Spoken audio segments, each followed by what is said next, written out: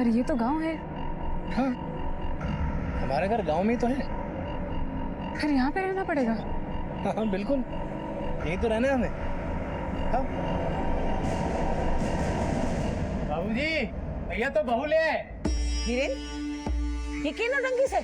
अम्मा, जो थारी बाबू से पहुंचो।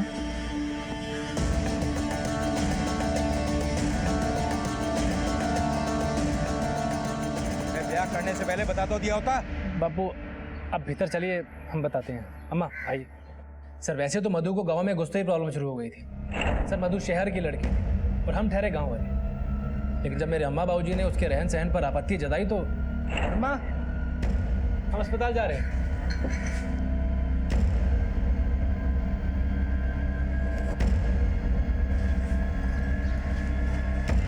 वीरेन, यो बेहुदा कपड़े पहन के किस जा रही है?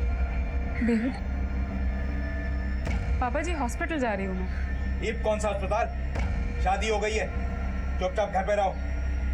पापा जी, मैंने घर पे क्या करना है? हमारे अपने खेत हैं और हमारे यहाँ की औरतें खेत पे काम करने से। चल जा भीतर। मधु तुम आज घर पर ही रुक जाओ, मैं अस्पताल में मना करता हूँ। हाँ क्या मना कर दोगे? जॉब है मेरी, मेरे लिए मेरा करियर बहुत इंपॉर्टेंट है, तुम जानते हो। ये बीकॉम किया मैंने, घर पे वेले बैठने के लिए नहीं। नंगा नाच नचाने के वास्ते लाए छोरी। तमीज से बात करी mummy ji. How dare you. तो थारा जाहिल परवान ना है। अरे माँ बाप सही हो, हम इससे बात क्या करें इनसे? चल माफी मांग अभी। माफी my foot. Madhu, Madhu. Sir एक तरफ हमारे अम्मा बाबूजी थे और एक तरफ हमारी बीवी थी और मैं दोनों के बीच में पिस कर रह जाता था। मधु हाथ जोड़ रहा हूँ यार, मेरे पीछे मत आओ। माफ कर दो मुझे। नहीं रहना तुम्हारे साथ। तो हम सॉरी सॉरी बोल तो रहा हूँ, अरे हाथ जोड़ रहा हूँ तुम्हारी। मधु सर मैं मानता हूँ कि हमारी गलती है, मुझे उस पर हाथ नहीं छोड़ना चाहिए था। पर सर मैंने उसे सॉरी बोला, हाथ भी जोड़े, फिर भी वो आई नहीं। लेकिन मधु के घर वालों का कहना है कि सिर्फ एक थप्पड़ नहीं मारा था, मारपीट की गई थी उसके साथ, बहुत चोटें आई हैं उसे। सर झूठ है ये। तो जब वो चली गई थी तो फिर उसे फोन क्यों किया था? मैंने उसको सॉरी बोलने के लिए फोन किया था। मधु, फोन कर करके दिमाग मत खराब करो मेरा। मधु प्लीज मेरी बात तो सुन लो एक बार। मुझे कुछ नहीं सुनना है, दोबारा फोन मत करना यहाँ पर। एक बार आके जरा हॉस्पिटल में मिल तो लो। मुझे नहीं मिलना तुमसे। तुझे हॉस्पिटल बुलाया था पर वो आई नहीं। ठीक है,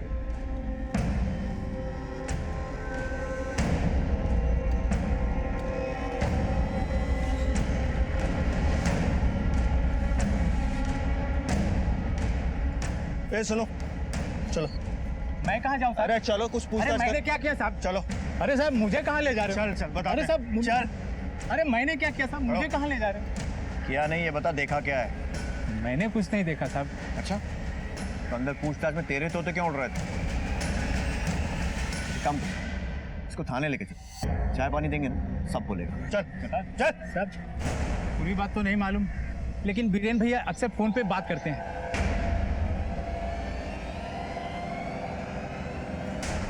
पता नहीं किस बात का गुस्सा था, उस दिन बीरेन भैया ने भाभी जी को मारे, बहुत मारे।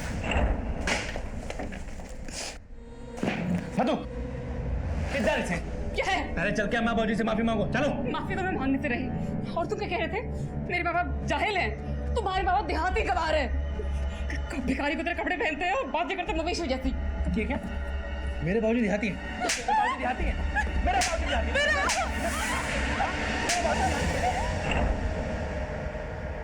अरे साहब कित लेके जा रहे हो? सर मुझे क्यों लेके जा रहे हो? कुछ ना किया इसने। सर मैंने थप्पड़ ही मारा। अरे साहब छोड़ो, हमारे छोरे ने। छोड़ दो। छोड़ो, कहाँ लेके जा रहे हो? साहब अरे कुछ ना किया इसने। साहब छोड़ो। अरे कहाँ ले गए? ये सब उस मनहूस छोरी की वजह से हुआ है, कीड़े पड़े उसके। सर मैं क्यों मारूंगा मधु को? हमारी बीवी है वो। फोन पर किससे बातें होती थी तेरी? डॉक्टर हूँ सर, हॉस्पिटल के कलीग्स हैं, मरीज हैं, सबसे बात होती रहती है। कॉल रिकॉर्ड से सब पता लग जाएगा कितने मरीज हैं और कितने कलीग्स हैं। सर हमारी बात मान नहीं रहे हैं। आप मधु के बापू और भाई को पकड़िए। उन्होंने ही गायब किया मधु को। सर उसका भाई तो पेट से लटकाने की धमकी दे रहा था। इज्जत, जात, बिरादरी, समाज, इन सब की बेड़ियां हैं सर उनके दिमाग में। मधु के पति वीरेन ने अब शक की सुई मधु के ही परिवार की तरफ घुमा दी थी। परिवार का मधु के प्रेम विवाह को लेकर आक्रोश इस बात को हवा भी दे रहा था। बहन और जीजा को मारने की धमकी दी थी ना तूने? हाँ साहब, दी थी, धमकी दी थी। मारा भी था उस नाली के कीड़े को, और उसको नहीं, अपनी बहन के भी 2 थप्पड़ मारे थे। और सब माँ की कसम, उससे ज्यादा कुछ नहीं, उससे ज्यादा कुछ नहीं किया, माँ कसम।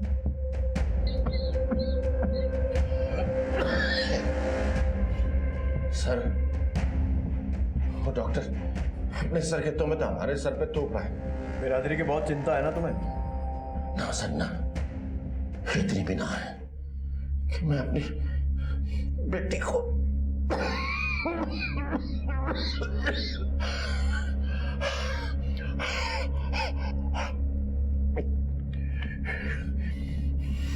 जिस दिन मधु गायब हुई थी, कहाँ थे तुम? दुकान पे था सर, दुकान पे। जगदीश और उसका बेटा दुकान पर आए थे क्या? बाप बेटे रोज दुकान पे आते हैं, कभी नागा नहीं करते थे।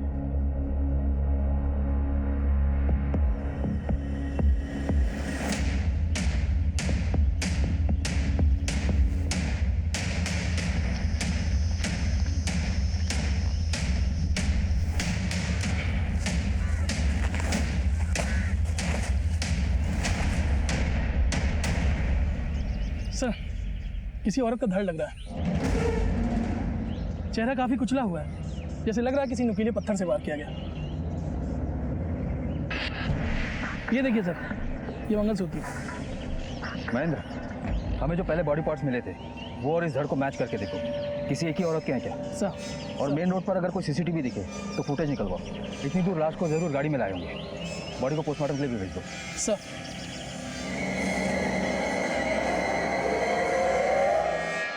साहब, एक तो मेरी बेटी गायब है, उस पर से आपने मेरे पति और बेटे को बंद करके रखा है। बंद नहीं किया है, पूछताछ के लिए बुलाया था इन्हें, छोड़ भी रहे हैं। और शक की बिना पर वीरेन को भी गिरफ्तार किया है हमने। बहुत सही, ये तो बहुत सही किया साहब आपने। तो उलट पड़ेंगे ना, सब कुछ उगलेगा। अच्छे से ढुकाई करना साहब। चुप कर, हमें क्या करना और क्या नहीं ये पता है।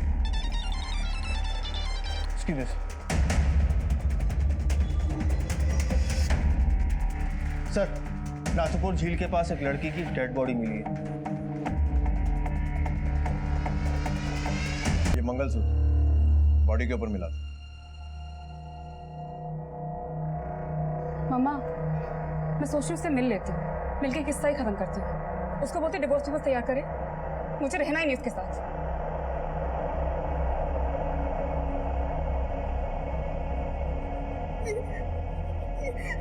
ये तो मेरी मधु का है।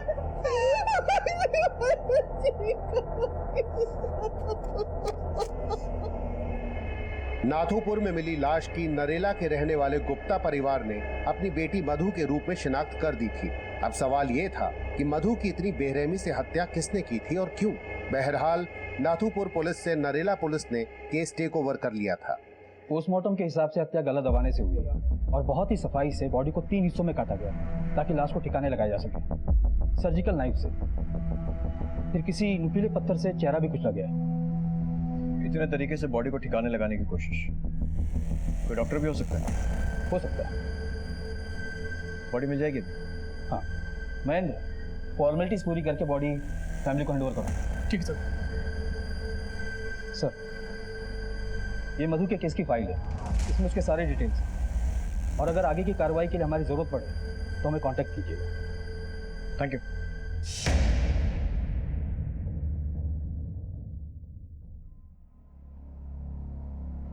ये कुछ पेपर फॉर्मेलिटीज आप लोगों को कंप्लीट करनी है। हाँ जी, हमारे साथ।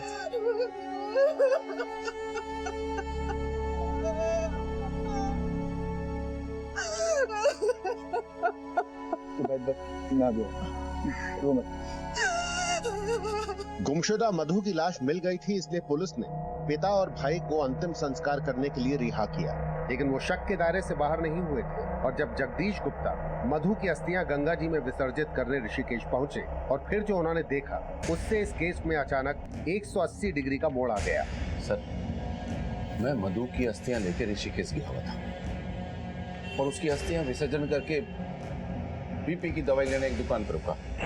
दवा लेके जैसे ही पलटा तो मेरी तो जबान हलक पर टिक के रह गई। मैंने देखा सामने मधु खड़ी थी।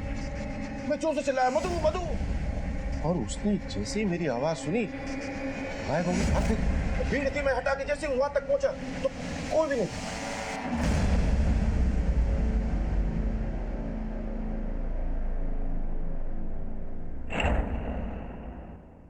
अगर वो वाकई में मधु थी तो भागी क्यों? हमें क्या पता? आपको पूरा यकीन है कि वो मधु थी? मधु मेरी बेटी, अपनी बेटी को बचाने में कैसी गलती कर सकता हूं मैं? अब जानते हैं आप क्या कह रहे हैं? आप अपनी बेटी की लाश जला चुके हैं, अस्थियां विसर्जित कर चुके हैं। अब जिंदा कैसे हो गई वो? मैंने तो जो देखा मैं वही बता रहा हूं।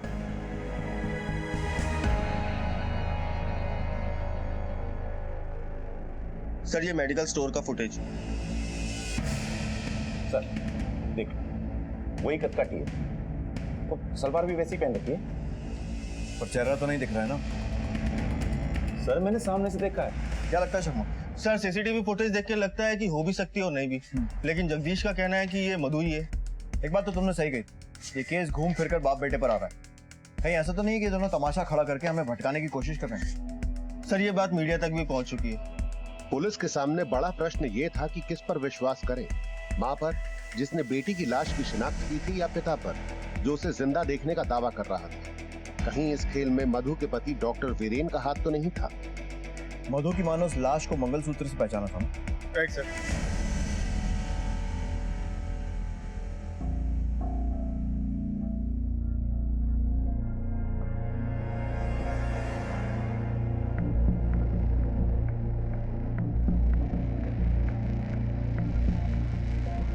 आपने कहा था कि वो मंगलसूत्र मधु का है और वो लाश भी मधु की, और अब आपके पति दावा कर रहे हैं कि मधु जिंदा है और उन्होंने उसे देखा है।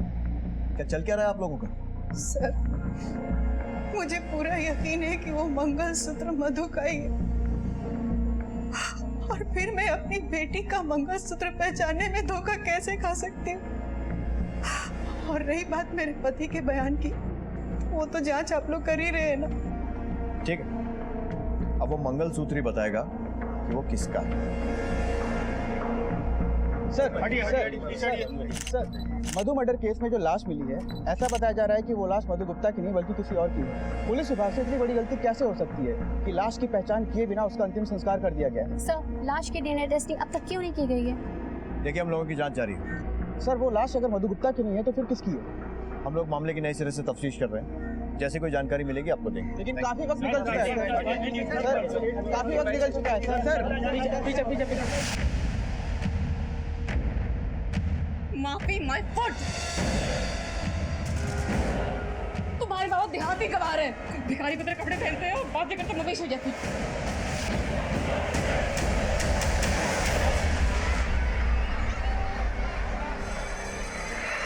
मेरी बात तो सुनिए। देखिए मैं 3 दिन से आ रहा हूँ, लेकिन मेरी वाइफ का कुछ पता नहीं चलता। ये मैं आपको 3rd टाइम बता रही हूँ कि सीमा मैम यहाँ 3 दिन से नहीं आई।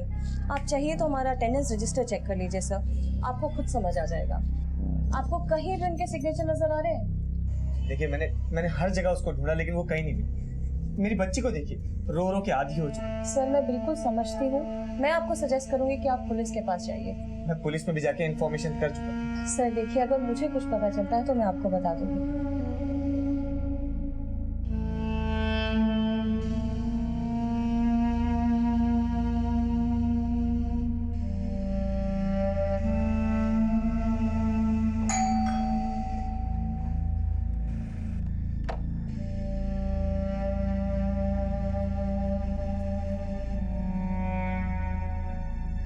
दामाद जी कुछ पता चला सीमा का? नहीं पापा, कुछ पता नहीं चला।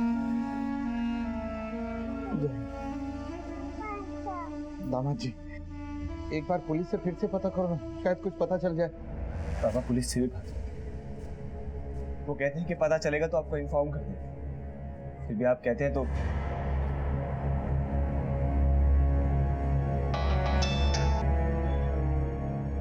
हेलो सर, मैं दीपक बोल रहा हूँ। सीमा का कुछ पता चला? हमारी टीम जांच कर रही है, जैसे कुछ पता चलेगा सबसे पहले मैं आपको बताऊंगा। सर मेरी 2 साल की बच्ची माँ पुकारती, एप्रिल माह के क्या हाल होता आप समझ सकते हैं ना। हम लोग इंक्वायरी कर रहे हैं, जैसे कुछ पता चलेगा हम आके बताएंगे।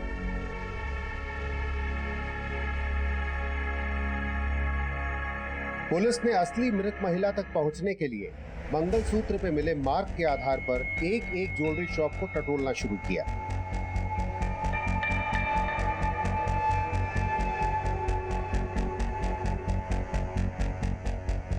हाँ सर, ये हमारी दुकान का है, इसको हम ऑर्डर से बनवाते हैं सर। बता सकते हैं किसने बनवाया था? सर बिल्कुल, चेक करना पड़ेगा।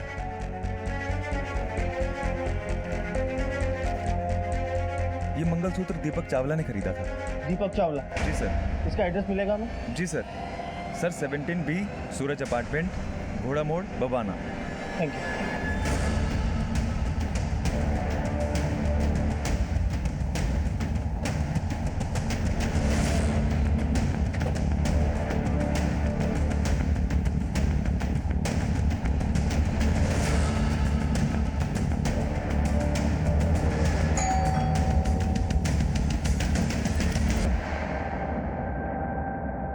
ये लोग दिल्ली के नरेला थाने से आए।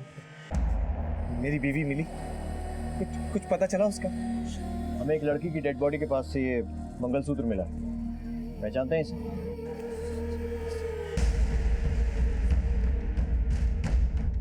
सर, ये मेरी सीमा का, मेरी सीमा का है।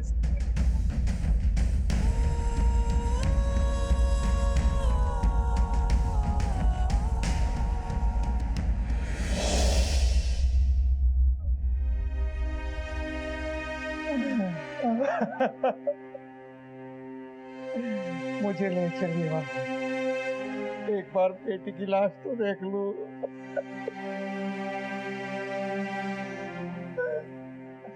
दरअसल एक परिवार ने आपकी बेटी की शिनाख्त की थी और उसी परिवार ने उसका अंतिम संस्कार भी कर दिया।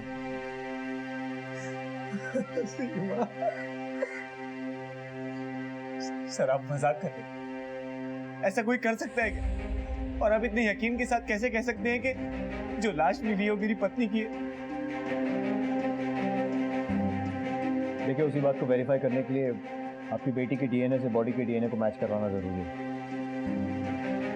और ये सब क्या हो रहा है? और ये सब क्या बोल रहे हैं? और ये मंगलसूत्र,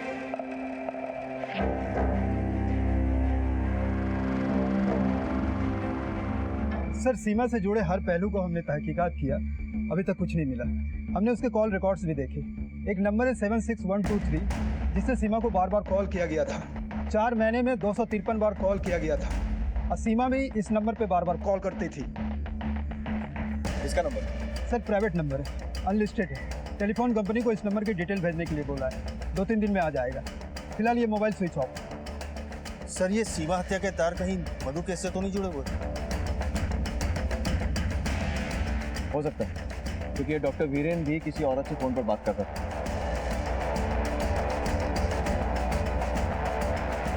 पता करो कि इस डॉक्टर वीरेन और सीमा का कोई कनेक्शन है क्या? Okay sir, thank you.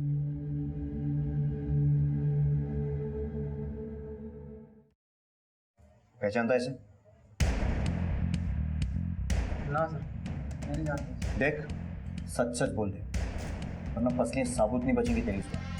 जिस तरह से लाश के हाथ पैर काटे गए हैं वो कोई प्रोफेशनल डॉक्टर ही कर सकता है। तू भी तो डॉक्टर है ना? सर अम्मा की कसम सर, मैं नहीं जानता हूँ इसे ये कौन है। सर, जिस नंबर से सीमा की फोन पे बातें हो रही थी उस नंबर को ट्रेस कर लिया। किसी राजेश निगम का नंबर है, पता लगा। Okay sir.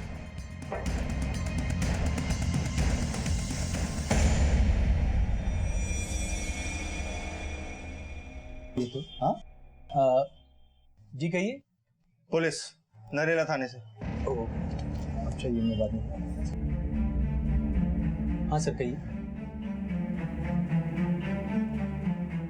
ये नंबर आप ही का? जी हाँ मेरा नंबर है। तो स्विच ऑफ क्यों है? सर वो बिल ज़्यादा आ रहा था इसलिए मैंने वो नंबर ही हटा दिया। जिस तरह अपनी गर्लफ्रेंड को रास्ते से हटा दिया। कौन गर्लफ्रेंड? सीमा, जिससे पिछले 6 महीने से आप लगातार फोन पे बातें कर रहे थे। सर सीमा मेरी गर्लफ्रेंड नहीं है, वो एक परेशान औरत है, हमेशा पैसे के लिए रोती रहती है और एक हफ्ते से वो एब्सेंट है। वो एब्सेंट इसलिए है क्योंकि उसका मर्डर हो गया है। क्या? ओ माय गॉड, कब? ये तो आप ज्यादा बेहतर बता सकते हैं कि कब, कहाँ और क्यों, क्योंकि मर्डर से एक रात पहले भी उससे आपकी बात हुई थी फोन पर।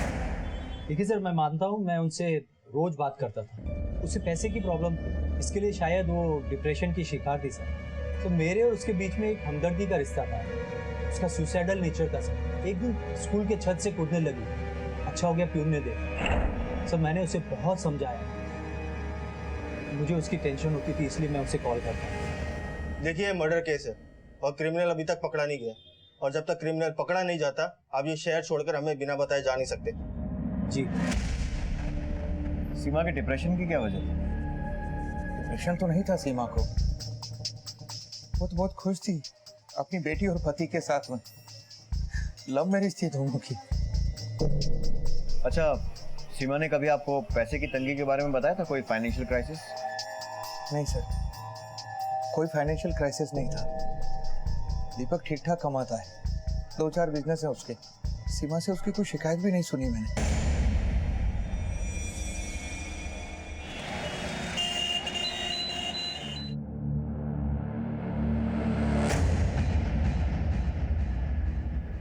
अरे बेटा कैसा है वो?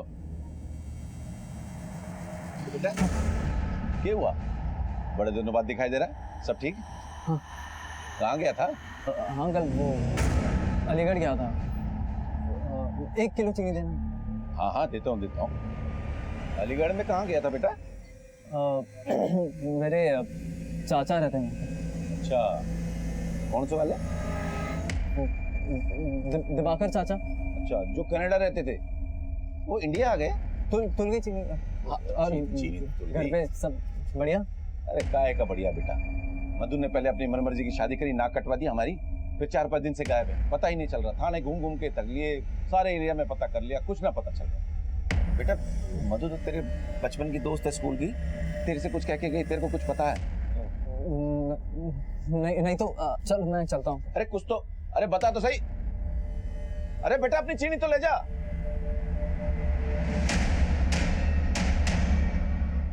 मधु के नाम से जिस महिला का अंतिम संस्कार कर दिया गया था उसकी पहचान पुलिस ने सीमा चावला के रूप में खोज निकाली थी।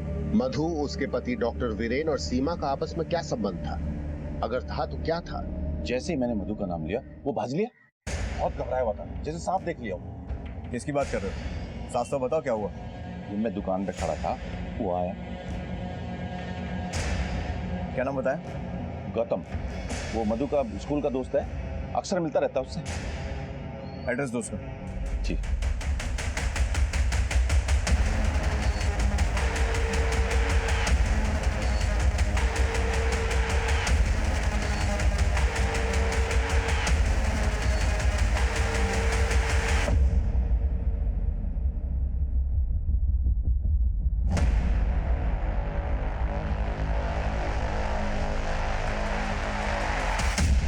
चल सच बता, वरना 4 लठ पड़े ना तो अपने आप पकने लगेगा।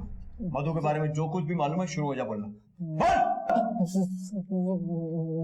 मधु से मेरी मुलाकात दुकान में हुई थी सर। अरे मधु, बीकॉम टॉप कर तू गले भी क्या कर रही है? क्या चाहिए ये बता। अरे गुस्सा क्यों हो रही है? हम तो तेरे स्कूल के फ्रेंड है ना, कुछ प्रॉब्लम है तो बता ना, बोलना क्या हुआ?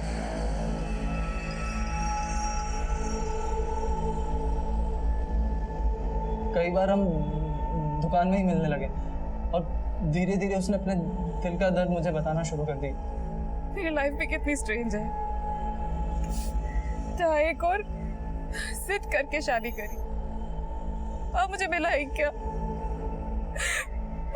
पति से धोखा और उसके घर वालों से इतनी नफरत, और दूसरे ओर मेरे अपने घर वाले भी जल्लाद हुए पड़े।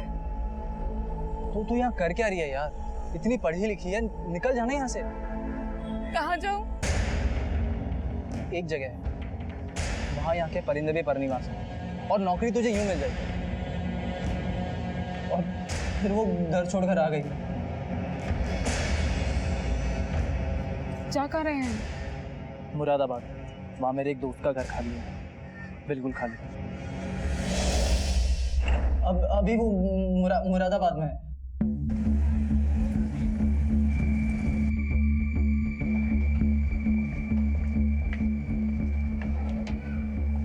मुरादाबाद से योगेश पांडे बोल रहा हूँ। यहाँ पे तो ताला लगा हुआ है। मैंने आसपास के लोगों से पूछताछ की तो पता चला कि मधु यहाँ से जा चुकी है। ओके आशम, सर, मधु मुरादाबाद से निकल गई है। इसका मतलब वो भाग रही है और भागता वही है जिसके दिल में चोर है। हेडक्वार्टर को अलर्ट कर।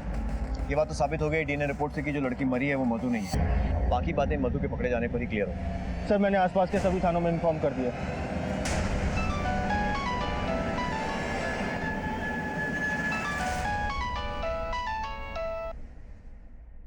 हेलो बेटा, कहाँ है तू? प्लीज घर आ जा, घर आ जा बेटा। कौन है? किसका फोन है? हेलो हेलो, कौन बोल? हेलो, किसका फोन? मधु का।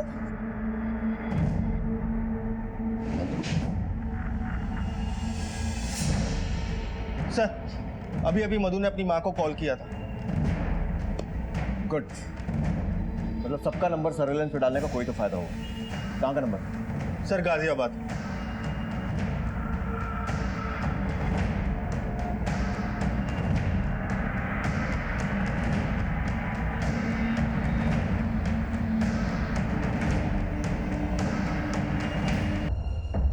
जल्दबाजी में उठाए कदम के नतीजे तो तुम देख ही चुकी हो। देखो मधु, लाइफ में कुछ भी थाली में सजा कर नहीं मिलता। रिश्तों को निभाने के लिए, चीजों को पाने के लिए बहुत मेहनत करनी पड़ती है और कई बार हालात से समझौता भी करना पड़ता है। तुमने लाइफ को सिर्फ अपनी मर्जी से जीने की कोशिश की, बिना ये सोचे कि दूसरों पर क्या असर पड़ेगा, और इसीलिए आज सब कुछ होते हुए भी तुम्हारे पास कुछ नहीं है। मुझे अपने उस जाहिल पति और उसके गवार परिवार के साथ नहीं रहना है, ना इन जिद्दी और गुस्से से भरे लोगों के साथ। मुझे अकेले और आजाद रहना है सर। अपनी जिंदगी अपने उसूलों पे जीनी है, कुछ बनना है मुझे। किसी की जिद के गुलाम नहीं बनना और ना किसी की मार कुटाई सहनी है मुझे। और अपना झूठ छुपाने के लिए तुमने सीमा को मार दिया।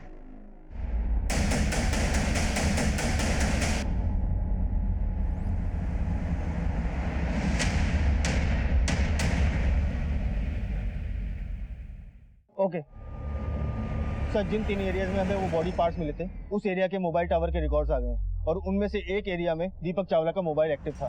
बाकी 2 पर? सर, बाकी की 2 जगह पे एक्टिव नहीं था।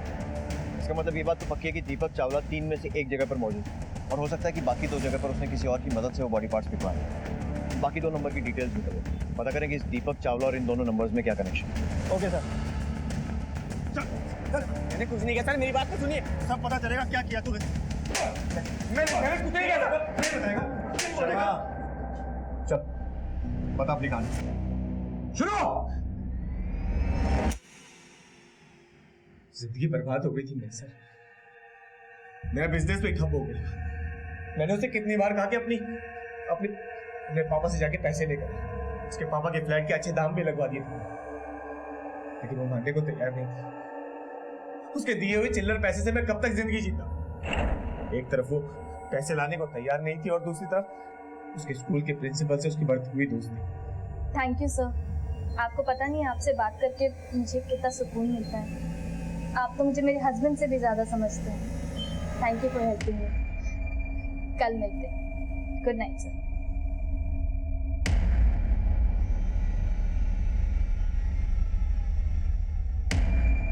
कर ली अपने यार से बात? वो जो शट अप, वो यार नहीं दोस्त है मेरे। दोस्त है? दोस्त है वो तेरा? इधर सुन मेरी बात। दोस्त है वो तेरा? तेरा दोस्त है यार, मुझे नहीं। उसकी सुनिए, अब मेरी सुनिए। अपने बाप के पास जाओ, फ्लैट बेच के पैसों का इंतजाम कर, वो भी जल्द से जल्द। मैं तुम्हें पहले भी कह चुकी हूँ, मैं ऐसा कभी नहीं करूंगी। क्यों नहीं करेगी तू? है सीमा, छोड़ो मुझे। मेरी बात सुन सीमा। क्यों नहीं करेगी? हाँ, मुझे 1 हफ्ते के अंदर 30 लाख रुपए चाहिए, समझ ली? 1 रुपया नहीं मिलेगा तुम्हें।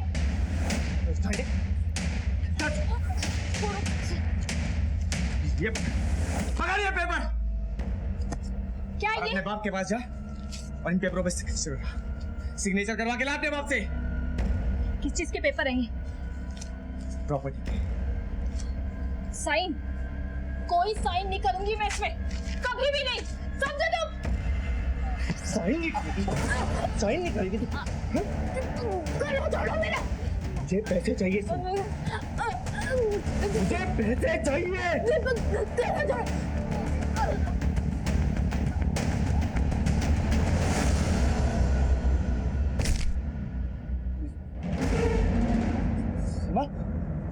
सीमा, सीमा, सीमा,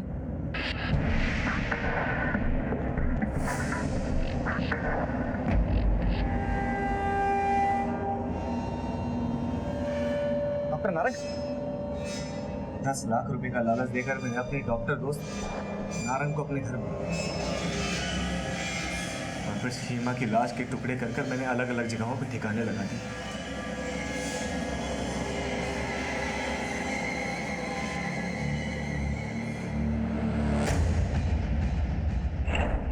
मैं उसे मारना नहीं चाहता, वो गलती से